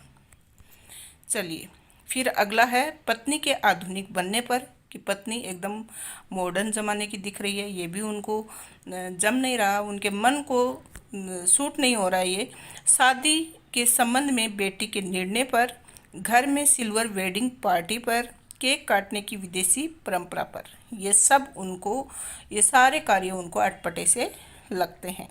कहानी के अंत में यशोधर के व्यक्तित्व की सारी विशेषता सामने उभर कर आती है। वे जमाने के हिसाब से अप्रासंगिक हो गए हैं। ये पीढ़ियों के अंतराल को दर्शाता है। प्रश्न नंबर 4, यशोधर बाबू की कहानी को दिशा देने में किसनदा की महत्वपूर्ण भूमिका रही है। आपके जीवन को दिशा देने में किसका महत्वपूर्ण योगदान है। कि जिस तरह से यशोधर बाबू के जीवन पर किसंदा का महत्वपूर्ण प्रभाव दिखाया गया है, तो क्या आपके जीवन में भी किसी का प्रभाव है। हाँ बच्चों, होता ही है। हर बच्चे के ऊपर किसी न किसी का प्रभाव होता है, उनके दादाजी का या उनके पिता का। वह किसी न किसी के संस्कार जरूर ग्रहण करते हैं और उनके पद चिन्हों पर चलते हैं। तो आप इस उत्तर को इस तरह से लिखेंगे, मेरे जीवन को दिशा देने में सबसे महत्वपूर्ण योगदान मेरे गुरुओं का रहा। उन्होंने हमेशा मुझे यही शिक्षा दी कि सत्य बोलो। सत्य बोलने वाला व्यक्ति हर तरह की परेशानी से मुक्त हो जाता है, जबकि झूठ बोलने वाला अपने ही जाल में फंस जाता है। उसे एक झूठ छुपाने के लिए सैकड़ों झूठ बोलने पड़ते हैं। अपने गुरुओं की इस बात को मैंने हमेशा याद रखा। वास्तव में मैं उनकी इसी शिक्षा ने मेरे जीवन की दिशा बदल दी। तो बच्चों, आप अपनी इच्छानुसार गुरु का नाम ले सकते हैं। आपके जीवन को जिसने सबसे ज़्यादा प्रभावित किया, आपकी बुआ हो सकती है, आपकी बहन हो सकती है, आपका गुरु हो सकता है, आपके कोई प्रिय कोई भी रिश्तेदार हो सकते हैं, दादाजी हो सकते हैं, माँ हो सकती हैं। तो कोई भी अगर आपके जीवन को प्रभावित करता है और उससे आप बहुत ज़्यादा प्रेरित हैं, तो उनका वर्णन अच्छे शब्दों में आप कर सकते हैं। चलिए, प्रश्न नंबर 5, वर्तमान समय में परिवार की संरचना स्वरूप से जुड़े आपके अनुभव इस कहानी से कहाँ तक सामंजस्य बिठा पाते हैं। तो उत्तर है, इस कहानी में दर्शाए गए परिवार के स्वरूप व संरचना आज भी लगभग हर परिवार में पाई जाती है। संयुक्त परिवार प्रथा समाप्त हो रही है। पुरानी पीढ़ी की बातों या सलाह को नई पीढ़ी सिरे से नकार कर रही है। ये तो होता ही है, हम हर परिवार में देखते हैं कि आजकल के बच्चे अलग सोच रखते हैं। उनके माता पिता की सोच अलग होती है और उनके दादा दादी की सोच अलग होती है। सबकी सोच एक जैसी नहीं होती। इसके लिए परिवार में अनबन भी चलती रहती है, खटपट चलती रहती है। तो ये कहानी सटीक बैठती है आज के परिदृश्य में। यशोधर बाबू की तरह आज का मध्यम वर्गीय पिता विवश है। वह किसी विषय पर अपना निर्णय नहीं दे सकता। माताएं बच्चों के समर्थन में खड़ी नजर आती हैं। आज बच्चे अपने दोस्तों के साथ पार्टी करने में अधिक खुश रहते हैं। वे आधुनिक जीवन शैली को ही सब कुछ मानते हैं। लड़कियां फैशन के अनुसार वस्त्र पहनती हैं। यशोधर की लड़की उसी का प्रतिनिधि है। तो ये कहानी आज लगभग हर परिवार की है। बहुत ही अच्छा प्रश्न है बच्चों, सैंपल पेपर में दिया हुआ है ये 2005 में, और आपकी एग्ज़ाम के लिए अच्छा है। आप इसको अच्छे से एक दो बार पढ़ लें, समझ लें और अपने अकॉर्डिंग इसका उत्तर लिखें। चलिए, प्रश्न नंबर 6, निम्नलिखित में से किसे आप कहानी की मूल संवेदना कहेंगे या कहेंगी और क्यों। तो हाशिए पर धकेले जाते मानवीय मूल्य, पीढ़ी अंतराल, पाश्चात्य संस्कृति का प्रभाव। तो यहाँ पर आपको एक पॉइंट लेना है। आपको बताना है कि कहानी की मूल संवेदना क्या है। पीढ़ी अंतराल उसमें बताई गई है, या फिर पाश्चात्य संस्कृति का प्रभाव बताया गया है, या फिर मानवीय मूल्य डूबते जा रहे हैं, इस पर बात कही गई है। तो इसका उत्तर इस तरह से है, मेरी समझ में पीढ़ी अंतराल ही सिल्वर वेडिंग शीर्षक कहानी की मूल संवेदना है। यशोधर बाबू और उसके पुत्रों में एक पीढ़ी का अंतराल है। इसी कारण यशोधर बाबू अपने परिवार के अन्य सदस्यों के साथ सामंजस्य नहीं बिठा पाते। ये सिद्धांत और व्यवहार की लड़ाई है। यशोधर बाबू सिद्धांतवादी हैं और उनके पुत्र व्यवहारवादी। आज सिद्धांत नहीं, व्यवहारिकता चलती है। बच्चों, सिद्धांत तो क्या होते हैं और व्यवहार क्या होता है। देखो, सिद्धांत होते हैं एक नियम और परंपरा, उसके अकॉर्डिंग ही चलना।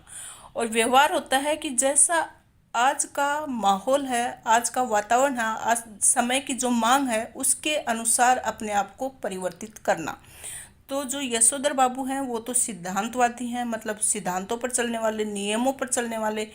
और जो उनके बच्चे हैं वो हैं व्यवहारवादी, कि आज समय की जो मांग है उसके अकॉर्डिंग वो चलें। तो इस तरह से यशोधर बाबू के विचार पूरी तरह से पुराने हैं, जो नई पीढ़ी के साथ कहीं भी तालमेल नहीं रखते। पीढ़ी का अंतराल और उनके विचारों का अंतराल यशोधर बाबू और उनके परिवार के सदस्यों में वैचारिक अलगाव पैदा कर देता है। सारे प्रश्न बहुत ही अच्छे हैं इस पाठ के। प्रश्न नंबर 7, अपने घर और विद्यालय के आसपास हो रहे उन बदलावों के बारे में लिखें जो सुविधाजनक और आधुनिक होते हुए भी बुजुर्गों को अच्छे नहीं लगते। अच्छा न लगने के क्या कारण हैं? तो बड़े बूढ़ों को जो बदलाव हो रहे हैं समाज में, आसपास में, विद्यालय में या अपने घरों में या आसपास के माहौल में, वो अच्छा नहीं लगता। तो अच्छा नहीं लगने का कारण क्या है? पहला है युवाओं द्वारा मोबाइल का प्रयोग करना। दूसरा है युवाओं द्वारा पैदल न चलकर तीव्र गति से चलाते हुए मोटरसाइकिल या स्कूटर का प्रयोग। लड़कियों द्वारा जींस शर्ट पहनना, लड़के लड़कियों की दोस्ती, पार्क में घूमना, खड़े होकर भोजन करना, तेज आवाज़ में संगीत सुनना, ये सब बातें बुजुर्ग पीढ़ी को पसंद नहीं आती हैं। उन्हें लगता है ये हमारी संस्कृति के खिलाफ है। अगला प्रश्न है, यशोधर बाबू के बारे में आपकी क्या धारणा बनती है? दिए गए 3 कथनों में से आप जिसके समर्थन में है अपने अनुभव और सोच के आधार पर उसके लिए तर्क दीजिए। तो यहाँ पर 3 कथन दिए हैं। आपको कौन से कथन से सहमति होती है कि यशोधर बाबू के ऊपर ये वाक्य सही सटीक बैठता है? तो देखो, इसमें 3 दिए हैं। यशोधर बाबू के विचार पूरी तरह से पुराने हैं और वे सहानुभूति के पात्र नहीं हैं। दूसरा है, यशोधर बाबू में एक तरह का द्वंद्व है जिसके कारण नया उन्हें कभी कभी खींचता है तो वह पुराना छोड़ता नहीं है। और तीसरा है, यशोधर बाबू एक आदर्श व्यक्तित्व है और नई पीढ़ी द्वारा उनके विचारों को अपनाना ही उचित है। तो आपकी राय क्या है इसमें? फिर भी देखो, यहाँ उत्तर देख लेते हैं। यशोधर बाबू के बारे में हमारी यही धारणा बनती है कि यशोधर बाबू में एक तरह का द्वंद्व है जिसके कारण नया उन्हें कभी कभी खींचता है, वह पुराना छोड़ता नहीं है, इसलिए उन्हें सहानुभूति के साथ देखने की ज़रूरत है। यद्यपि वे सिद्धांतवादी हैं तथापि व्यवहारवादी पक्ष भी उन्हें अच्छी तरह मालूम है। उनको मालूम सब है कि बच्चे, आज की पीढ़ी जो है वो मेरे अनुसार नहीं चलने वाली, लेकिन वो अपने आप को बदल नहीं पाते। बस यहाँ पर ये दिखाया गया है क्योंकि वो पुराने ख्यालों के हैं। उन्हें कई बार तो पत्नी और बच्चों का व्यवहार अच्छा लगता है तो कभी अपने सिद्धांत। इस द्वंद्व के साथ जीने के लिए मजबूर है। उनका दफ्तरी जीवन जहाँ सिद्धांतवादी है वहीं पारिवारिक जीवन व्यवहारवादी है। दोनों में सामंजस्य बिठा पाना उनके लिए लगभग असंभव है, इसलिए उन्हें सहानुभूति के साथ देखने की ज़रूरत है।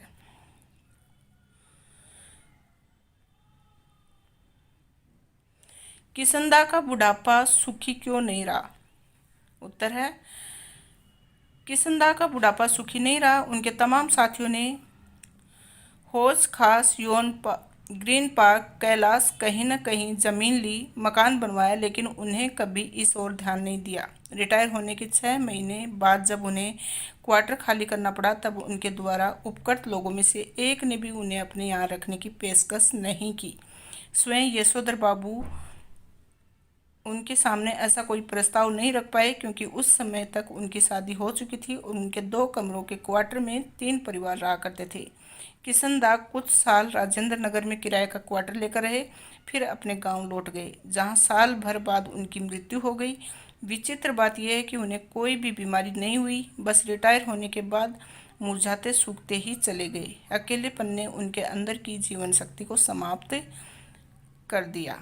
तो वो अकेले थे और किशनदा ने जिनकी भलाई की, जिनके ऊपर उपकार किया, जब रिटायर हो गए तो किसी ने भी उनका साथ नहीं दिया था। इसके लिए वो अकेले हो गए और अकेलेपन ने उनको अंदर से खोखला कर दिया था। इसके लिए उनका बुढ़ापा सुखी से नहीं बीता।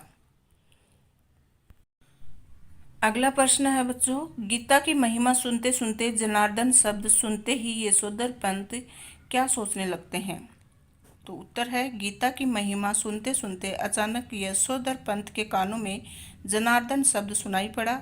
ये सुनते ही उन्हें अपने जीजा जनार्दन जोशी की याद आ गई। उन्हें याद आया कि परसों ही चिट्ठी आई है कि उनके जीजा जी बीमार हैं, वे अहमदाबाद में रहते हैं। ऐसे समय में उनका हालचाल जानने के लिए अहमदाबाद जाना ही होगा। यशोधर पंत एक मिलनसार व्यक्ति हैं। हर किसी के सुख दुख में वे जाते हैं। वे चाहते हैं कि उनके बच्चे भी पारिवारिकता के प्रति उत्साही बने, लेकिन ऐसा नहीं हो पाता। पत्नी और बच्चों का तो ये मानना है कि पुराने रिश्तों के प्रति लगाव रखना मूर्खता है क्योंकि इन्हें निभाने के लिए समय और पैसा दोनों की हानि होती है। अपने जीजा जनार्दन जोशी का हालचाल जानने के लिए वे अहमदाबाद जाने के लिए उतावले हैं। जब बड़ा बेटा उन्हें पैसे देने से मना कर देता है तो वे उधार पैसे लेकर अहमदाबाद जाने का निर्णय करते हैं। तो यशोधर पंत यहाँ पर बच्चों एकदम सिद्धांतवादी हैं। उनको जो अच्छा लगता है वो करना चाहते हैं, लेकिन परिवार के का माहौल ऐसा है कि उनको विवश भी होना पड़ता है कभी कभी। और उनके बड़े बेटे ने उनको पैसा नहीं दिया, लेकिन फिर भी वो उधार लेकर अपने जीजाजी से मिलने गए, उनका हालचाल पूछने के लिए। प्रश्न नंबर 14, यशोधर पंत ने भविष्य के बारे में कभी नहीं सोचा, केवल वर्तमान के बारे में ही चिंता की, क्यों? इसका उत्तर है सिद्धांतवादी लोग लकीर का फकीर बन जाते हैं, उन्हें भविष्य की कोई फिक्र नहीं होती, वे तो बस वर्तमान को ही सब कुछ मानते हैं। यशोधर पंत भी ऐसे ही व्यक्ति हैं। उन्हें अपनी पत्नी और बच्चों के इस आग्रह को कई बार ठुकराया कि कोई मकान मोल क्यों न ले लिया जाए, रिटायर होने के बाद तो सरकारी क्वार्टर छोड़ना पड़ेगा, लेकिन इस बात को यशोधर बाबू ने कभी समझने का प्रयत्न नहीं किया। सदा यही कहते रहे कि जो होगा देखा जाएगा। यशोधर बाबू ने तो किसंदा की एक बात को गांठ में बांध लिया था कि मूर्ख लोग मकान बनाते हैं और समझदार लोग उसमें रहते हैं, इसलिए वर्तमान में जीने वाले यशोधर पंत भविष्य की चिंता करता भी तो क्यों। तो इस तरह से वो तो उनके ऊपर किसंदा की बातों का बहुत ज़्यादा प्रभाव था और उनका मानना था कि वर्तमान में जो है वही उसी में जिया जाए, आगे की वो चिंता नहीं करते थे। यशोधर बाबू किसंदा की किन परंपराओं को अभी तक निभा रहे हैं? तो यहाँ पर आपको 2 प्रश्नों के उत्तर एक साथ मिल जा रहे हैं कि ये पूछा जाए कि किसंदा की चारित्रिक विशेषताएं बताएं तो भी आप बता सकते हैं। ये पूछा जाए कि यशोधर बाबू किसंदा की कौन सी परंपराओं को निभा रहे हैं तो भी वही बात आएंगी। तो यशोधर बाबू किसंदा के भक्त हैं, वे उनके विचारों का अनुसरण करते हैं जो निम्नलिखित हैं। उन्होंने कभी मकान नहीं लिया क्योंकि किसंदा ने कहा कि मूर्ख मकान बनाते हैं, समझदार उसमें रहते हैं। दूसरा, उन्होंने कभी अपने सिद्धांतों को नहीं छोड़ा। तीसरा, उन्हें हर नई चीज़ में कमी नज़र आती थी। चौथी, वे किसंदा की उस बात को मानते हैं कि जवानी में व्यक्ति गलतियाँ करता है परंतु बाद में समझदार हो जाता है। और आगे की वे बताते हैं कि वे जनेऊ पुन्नियों के दिन सब कुमाऊनियों को जनेऊ बदलने के लिए अपने घर बुलाते थे, होली गवाते थे तथा रामलीला की तालीम के लिए क्वार्टर का एक कमरा देते थे। प्रश्न नंबर 16, यशोधर बाबू की घर के लोगों से किस किस बात पर नहीं बनती? तो कौन सी बातें ऐसी हैं जो कि घर वालों को यशोधर बाबू की बातें अच्छी नहीं लगती? तो उनमें से जो बातें हैं वह है कि वह कहते हैं कि 1500 रुपया तो हमें अब रिटायरमेंट के पास पहुंचकर मिला है, शुरू में ही 1500 रुपया देने वाली इस नौकरी में ज़रूर कुछ पेंच होगा। यशोधर जी का दूसरा बेटा दूसरी बार आईएएस देने की तैयारी कर रहा है और यशोधर बाबू के लिए यह समझ सकना असंभव है कि जब ये पिछले साल अलाइड सर्विस की सूची में माना काफ़ी नीचे आ गया था तब उसने ज्वाइन करने से इनकार क्यों कर दिया। उसका तीसरा बेटा स्कॉलरशिप लेकर अमेरिका चला गया और उसकी एकमात्र बेटी न केवल तमाम प्रस्तावित वर अस्वीकार करती चली जा रही है बल्कि डॉक्टरी की उच्चतम शिक्षा के लिए स्वयं भी अमेरिका चले जाने की धमकी दे रही है। तो ये सब बातें कि बेटा कोई भी नौकरी ज्वाइन नहीं करना चाहता, आगे से आगे बढ़ना चाहता है, लड़की डॉक्टर बनना चाहती है, शादी नहीं करना चाहती। तो इस तरह की जो बातें हैं वो यशोधर बाबू को घर से अलग रखती हैं और वे मानते हैं कि घर वाले उनकी बातों से सहमत नहीं हैं। तो लड़की है वो उच्चतम शिक्षा के लिए अमेरिका जाने की धमकी देती है। यशोधर बाबू जहाँ बच्चों की इस तरक्की से खुश होते हैं वहाँ समहाउ ये भी अनुभव करते हैं कि वह खुशहाली भी कैसी जो अपनों से पराया कर दे और अपने बच्चों द्वारा गरीब रिश्तेदारों की उपेक्षा उन्हें समहाउ अच्छी नहीं लगती, जचती नहीं है। कि मतलब बच्चे तरक्की कर रहे हैं, प्रगति कर रहे हैं, लेकिन उनका व्यवहार जो रिश्तेदारों के प्रति है, उपेक्षा भरा व्यवहार, वैसा व्यवहार नहीं होना चाहिए। ये बातें यशोधर बाबू को कचोटती हैं। यशोधर बाबू की पत्नी ने मॉडर्न बनने के पीछे क्या तर्क दिए? तो जो पत्नी है वह भी पुराने विचारों की थी हालांकि, लेकिन ज़माने के अनुसार बदल चुकी हैं। तो वह क्या तर्क देती हैं, वो बदलने के पीछे क्या कौन कौन से रीज़न बताती हैं? तो यशोधर बाबू की पत्नी अपने मूल संस्कारों से किसी भी तरह आधुनिक नहीं है, परंतु बच्चों की तरफदारी करने की मातृ सुलभ मजबूरी ने उन्हें मॉडर्न बना डाला। जिस समय उनकी शादी हुई थी, यशोधर बाबू के साथ गांव से आए ताऊ जी और उनके 2 विवाहित बेटे भी रहा करते थे। इस संयुक्त परिवार में पीछे बहुओं में गजब के तनाव थे, लेकिन ताऊ जी के डर से कोई कुछ नहीं कह पाता था। यशोधर बाबू की पत्नी को शिकायत है कि संयुक्त परिवार वाले उस दौर में पति ने हमारा पक्ष कभी नहीं लिया, बस जेठानियों की चलने दी। उनका ये मानना है कि मुझे आचार विचार व्यवहार के ऐसे बंदरों में रखा गया मानो मैं जवान औरत नहीं बुढ़िया थी। जितने भी नियम उनकी बुढ़िया ताई के लिए थे वे सब मुझ पर ही लागू करवाए। ऐसा कहती हैं कि घरवाली बच्चों से, बच्चे उससे सहानुभूति व्यक्त करते हैं। फिर वह यशोधर जी से उन्मुख होकर कहती है कि मैं भी इन बातों को उसी हद तक मानूंगी जिस हद तक सुविधा हो।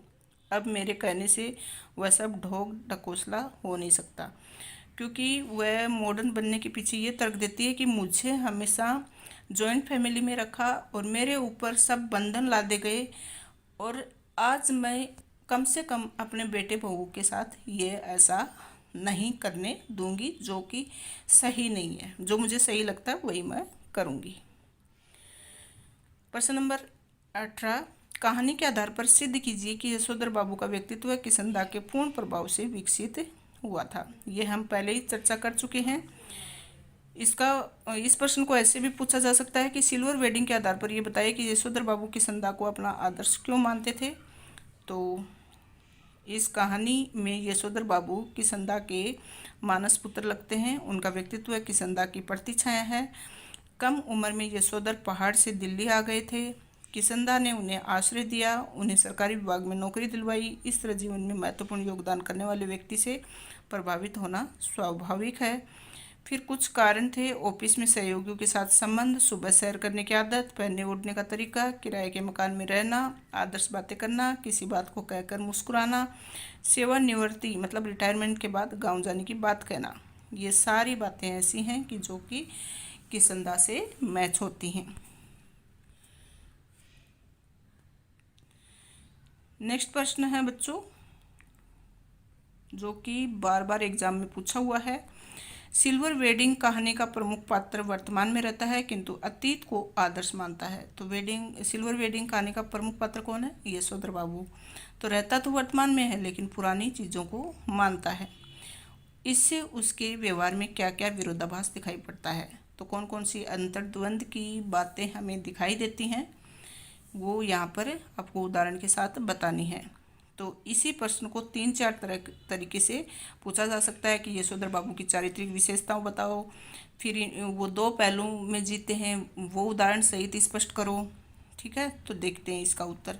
सिल्वर वेडिंग का प्रधान पात्र यशोधर बाबू है। वह रहता तो वर्तमान में है परंतु जीता अतीत में है। वह अतीत को आदर्श मानता है। अतीत मतलब पुराने ख्यालों में। यशोधर को पुरानी जीवन शैली, विचार आदि अच्छे लगते हैं, वे उसका स्वप्न है, परंतु वर्तमान जीवन में वे अप्रासंगिक हो गए हैं। अप्रासंगिक मतलब वर्तमान के साथ सेट नहीं हो पा रहे। कहानी में यशोधर का परिवार नए जमाने की सोच का है। वे प्रगति के नए आयाम छूना चाहते हैं। उनका रहन सहन, जीने का तरीका, मूल्यबोध, संयुक्त परिवार के कटु अनुभव, सामूहिकता का अभाव आदि सब नए जमाने की देन है। यशोधर को ये सब समहाउ इम्प्रॉपर लगता है। उन्हें हर नई चीज़ में कमी नज़र आती है। वे नए ज़माने के साथ तालमेल नहीं बना पा रहे। वे अधिकांश बदलावों से असंतुष्ट हैं। तो इस तरह से उनको बच्चों की तरक्की पर खुलकर प्रतिक्रिया नहीं कर पाते हैं। यहाँ तक कि उन्हें बेटे भूषण के अच्छे वेतन में भी गलती नज़र आती है कि माजरा क्या है, इतना ज़्यादा वेतन कैसे मिल सकता है। दरअसल यशोधर बाबू अपने समय से आगे नहीं निकल पा रहे। उन्हें लगता है कि उनके ज़माने में सभी बातें आज भी वैसी ही होनी चाहिए। प्रश्न नंबर 20, यशोधर के स्वभाव को सिल्वर वेडिंग पाठ के आधार पर बताइए। तो वही स्वभाव हम जो देख चुके हैं कि वो जो सुख सुविधाएं हैं, केक काटना, काले बाल करवाना, मेकअप करना, धन संग्रह करना, ये सब उनको पसंद नहीं आता है। फिर असंतुष्ट पिता हैं, वो अपने बच्चों से संतुष्ट नहीं है, बच्चों के विचारों से सहमत नहीं हो पाते, बेटी के पहनाव से सहमत नहीं है और उन्हें अपने बच्चों की प्रगति से भी ईर्ष्या भी है। बेटे उनसे किसी बात में सलाह नहीं लेते थे क्योंकि उन्हें सब कुछ गलत नज़र आता था। फिर वे परंपरावादी हैं। यशोधर परंपरा का निर्वाह करते थे। उन्हें सामाजिक रिश्ते निभाने में आनंद आता था। वे अपनी बहन को नियमित तौर पर पैसा भेजते थे। फिर अपरिवर्तनशील व अपने विचारों को बदलते नहीं हैं, जो हैं सिद्धांत उन्हीं पर चलते हैं और उन्हें बच्चों के नए प्रयासों पर संदेह रहता है। वे सेक्शन अफसर होते हुए भी साइकिल से दफ्तर जाते थे। तो बहुत ही अच्छा प्रश्न है। ये सारे पॉइंट आपको ध्यान में रखने पड़ेंगे कि परंपरावादी थे, अपरिवर्तनशील थे, फिर वो एक असंतुष्ट पिता हैं और भौतिक सुख के वो विरोधी हैं। प्रश्न नंबर 21, सिल्वर वेडिंग वर्तमान युग में बदलते जीवन मूल्यों की कहानी है। अच्छा प्रश्न है। इसको आपको उदाहरण से बताना है कि सिल्वर वेडिंग कहानी वर्तमान युग में बदलते जीवन मूल्यों की कहानी है। इस कहानी में यशोधर पंत प्राचीन मूल्यों के प्रतीक हैं, उनके विपरीत उनकी संतान नए युग का प्रतिनिधित्व करती है। फिर आप उदाहरण दे सकते हैं कि नई पीढ़ी जन्मदिन, सालगिरह आदि पर केक काटने में विश्वास करती है, फिर तेजी से नई पीढ़ी आगे बढ़ना चाहती है, इसके लिए वे परंपरागत व्यवस्था को छोड़ने में संकोच नहीं करते। तो ये जो यशोधर बाबू हैं वो परंपरा से जुड़े हुए रहते हैं, वो सादा जीवन जीना चाहते हैं और संग्रह वृत्ति भौतिक चकाचौंध से दूर रहना चाहते हैं। ठीक है, तो यहाँ बच्चों के हट के सम्मुख वे जो उनकी पत्नी हैं वो मॉडर्न बन जाती हैं। फिर है प्रश्न नंबर 22, यशोधर बाबू किन जीवन मूल्यों को थामे बैठे हैं? कौन से जीवन मूल्य उन्होंने अपना रखे हैं, कौन कौन सी चीज़ें हैं जो कि वो नहीं छोड़ना चाहते? तो वो पता ही आपको, वो सादगी पसंद करते हैं, परंपराओं से लगाव रखते हैं, सामूहिक जीवन व्यतीत करना चाहते हैं, मतलब रिश्तेदार साथियों के बारे में चिंतित रहते हैं, हमेशा उनकी प्रगति के बारे में चिंतित रहते हैं।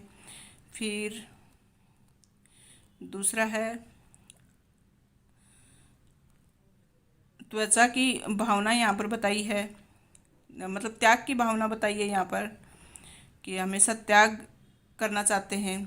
रामायण इन सब के लिए, रामलीला का आयोजन होता है इनके लिए, चंदा देने को तैयार रहते हैं। फिर प्रश्न नंबर 23 है, सिल्वर वेडिंग कहानी में आधुनिक पारिवारिक मूल्यों के विघटन का यथार्थ चित्रण है, उदाहरण देते हुए स्पष्ट करें। तो ये प्रश्न भी अच्छा है। सिल्वर वेडिंग कहानी में आधुनिक पारिवारिक मूल्यों की विघटन का यथार्थपरक चित्रण किया गया है। यशोधर के परिवार में उनके बेटे, बेटी, पत्नी हैं, वे सभी आधुनिक विचारों के समर्थक हैं। उन्हें यशोधर के आदर्श व मूल्य अप्रासंगिक नजर आते हैं।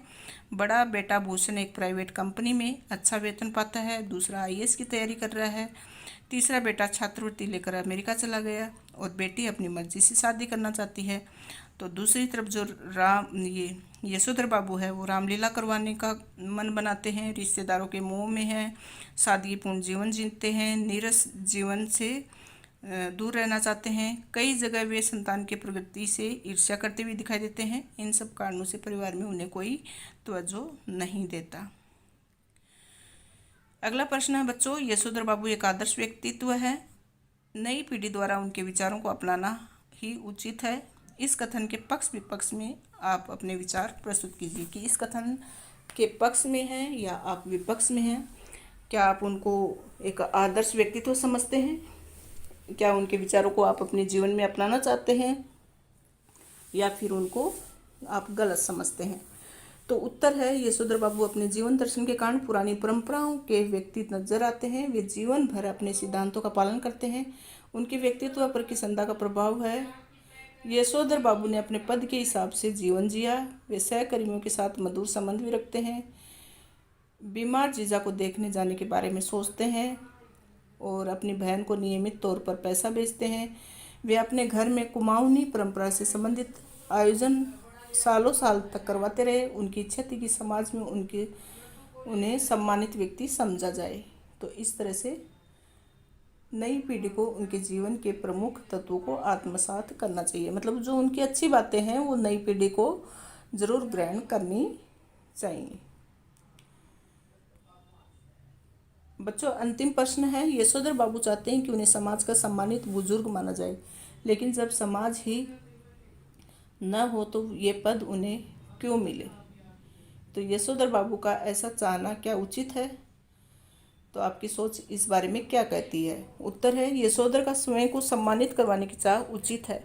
इसका कारण ये है कि यशोधर ने सारी उम्र समाज की परंपराओं का निर्वाह किया, व्यक्तिगत सुखों को तिलांजलि दी, मतलब कभी खुद के सुख के बारे में नहीं सोचा, जबकि समाज के लिए हमेशा चिंतित रहते थे, सामाजिक परंपराओं को अपनाते थे। इसके लिए ये उचित है कि समाज उन्हें सम्मान दे और उनका ये चाहना ठीक है, परंतु आज समाज बदल गया है। पुरानी पद्धति पर जीवन जीने वाले अप्रासंगिक माने जाने लगे हैं, आदर्श व्यवहार की कसौटी पर असफल हो रहे हैं। ऐसे माहौल में यशोधर बाबू जैसे व्यक्तियों की इच्छा दाराशाही हो जाती है। ये लोग समयानुसार अपने को बदल नहीं पाते और घर में अकेले ही रहते हैं, इन्हें अकेलापन महसूस होता है। तो अच्छे विचारों के होते हुए भी आज के समाज के बदलते दौर में वे अपने आप को अकेलापन में महसूस करते हैं। इसका पहला महत्वपूर्ण प्रश्न, यशोधर बाबू अपने बच्चों तथा पत्नी से क्या चाहते थे? पैसा, सम्मान, परंपराओं का पालन, मुक्ति। तो सिर्फ वो सम्मान चाहते थे, उनको न पैसे की ज़रूरत थी और न ही किसी प्रकार की मुक्ति की ज़रूरत थी। तो यशोधर बाबू अपने बच्चों तथा पत्नी से सम्मान की उम्मीद करते थे। सिल्वर वेडिंग पाठ के लेखक का नाम क्या है? तो सिल्वर वेडिंग पाठ के लेखक का नाम मनोहर श्याम जोशी है। सिल्वर वेडिंग कहानी के कथानायक का नाम क्या है? तो सिल्वर वेडिंग कहानी के कथानायक का नाम यशोधर बाबू।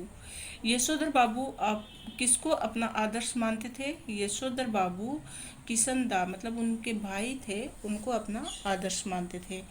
यशोधर बाबू सर्वप्रथम किस पद पर नियुक्त हुए? बॉय सर्विस, क्लर्क, सहायक क्लर्क, सेक्शन ऑफिसर। तो बॉय सर्विस की पोस्ट पर नियुक्त हुए थे। यशोधर बाबू का पूरा नाम क्या था? तो यशोधर बाबू का पूरा नाम Y.D. पंत था। यशोधर बाबू के विवाह की कौन सी वर्षगांठ मनाई गई? तो 20वीं, 30वीं, 25वीं, 40वीं। यशोधर बाबू के विवाह की 25वीं शादी की सालगिरह मनाई गई थी। दफ्तर के बाबुओं को अपनी सिल्वर वेडिंग के लिए यशोधर बाबू ने कुल कितने रुपए दिए? दफ्तर के बाबुओं को अपनी सिल्वर वेडिंग के लिए यशोधर बाबू ने कुल कितने रुपए दिए? 10, 15, 20, 30। तो सभी बाबुओं को, दफ्तर के बाबू को यशोधर बाबू ने 30 रुपये दिए। लेखक ने यशोधर बाबू को किशनदा का कौन सा पुत्र कहा है? तो लेखक ने यशोधर बाबू को किशनदा का मानस पुत्र कहा है। यशोधर बाबू मूलतः कहाँ के रहने वाले थे? वो कुमाऊं के रहने वाले थे। किशनदा यशोधर को क्या कहकर बुलाते थे? किशनदा यशोधर को भाऊ कहकर बुलाते थे। सिल्वर वेडिंग में गाउन पहनते समय यशोधर बाबू को कौन सी बात चुभी? तो सिल्वर वेडिंग में गाउन पहनते समय यशोधर बाबू को दूध लाने की बात चुभी। जब सब्जी लेकर यशोधर घर पहुँचे तो उनकी दशा कैसी थी? तो जब सब्जी लेकर यशोधर घर पहुँचे तो उनकी दशा द्वारिका से लौटे सुदामा जैसी थी। यशोधर बाबू के कितने बेटे थे? यशोधर बाबू के 3 बेटे थे। यशोधर बाबू किस प्रकार के जीवन के पक्षधर थे? तो वो सादगीपूर्ण जीवन जीना चाहते थे, बनावटी और मौज मस्ती वाला जीवन उनको पसंद नहीं था। यशोधर बाबू जुड़े हुए थे आधुनिकता से, पुरानी परंपराओं से, विलायती जीवन से, सरकारी कार्यालय से। तो वो जुड़े हुए थे पुरानी परंपराओं से। यशोधर बाबू की पत्नी किसका साथ देती है? यशोधर बाबू की पत्नी अपने बच्चों का साथ देती है। यशोधर बाबू के बड़े लड़के को कितने रुपए मासिक की नौकरी मिली? तो उसके बड़े बेटे को 1500 रुपये मासिक की नौकरी मिली। उस समय 1500 रुपये भी बहुत ज़्यादा होते थे।